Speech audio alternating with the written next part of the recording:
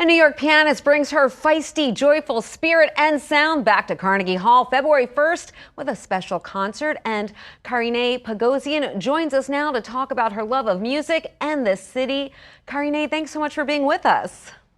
Thank you for having me.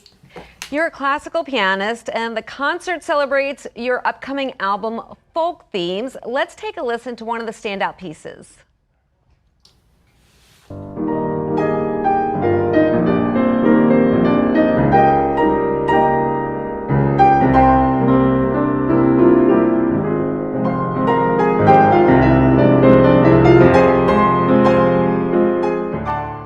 What is the inspiration for this album?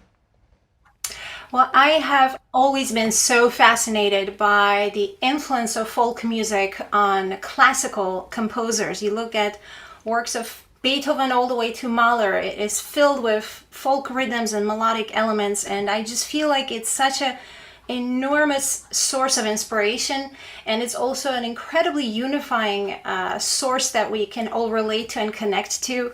And on this album, I found works by 4 entirely different composers with different origins, and yet they mesh together and speak together so perfectly that I feel it's just a beautiful and very inspirational message to have that, especially in our times, to just come together, to have that element that we all can go back to and connect to. And what about that particular work that we heard? Why did you want to have that on the album?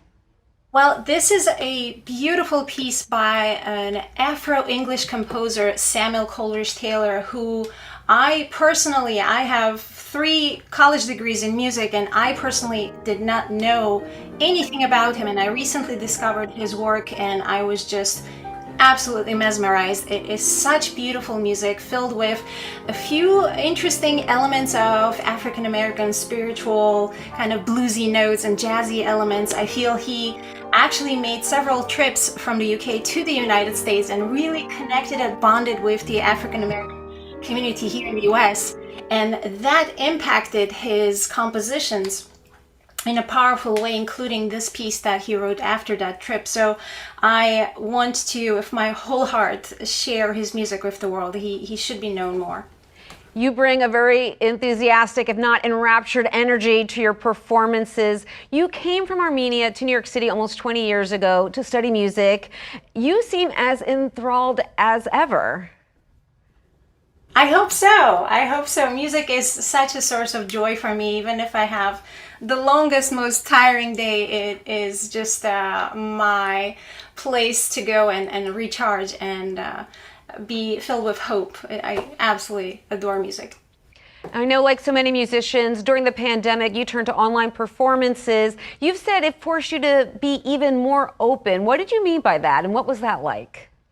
It's such an interesting thing. We classical musicians specifically have a little bit of a reclusive personality, and so it pushed us. I know personally for me, it pushed me to really open myself up. Like for example, when I did those 100 Facebook Lives, I just put up my phone and opened literally my home to the world out there, and it felt very vulnerable and scary, but also incredibly rewarding because I received nothing but love and kindness, and it just was a beautiful experience. So I am definitely taking that with me forward going on. People often have preconceived notions about classical music. Having seen you perform and listened to so much of your music, it's often very upbeat and it's downright fun. Oh my God, I am so grateful that you're saying that. I absolutely couldn't agree more. It is fun, it is passionate, it is alive. I devoted my entire life and will work until my last day to prove that classical music is filled with love and energy and passion, and I hope to inspire as many people around the world to turn to classical music when they need a bit of inspiration or positive energy and just to be revitalized.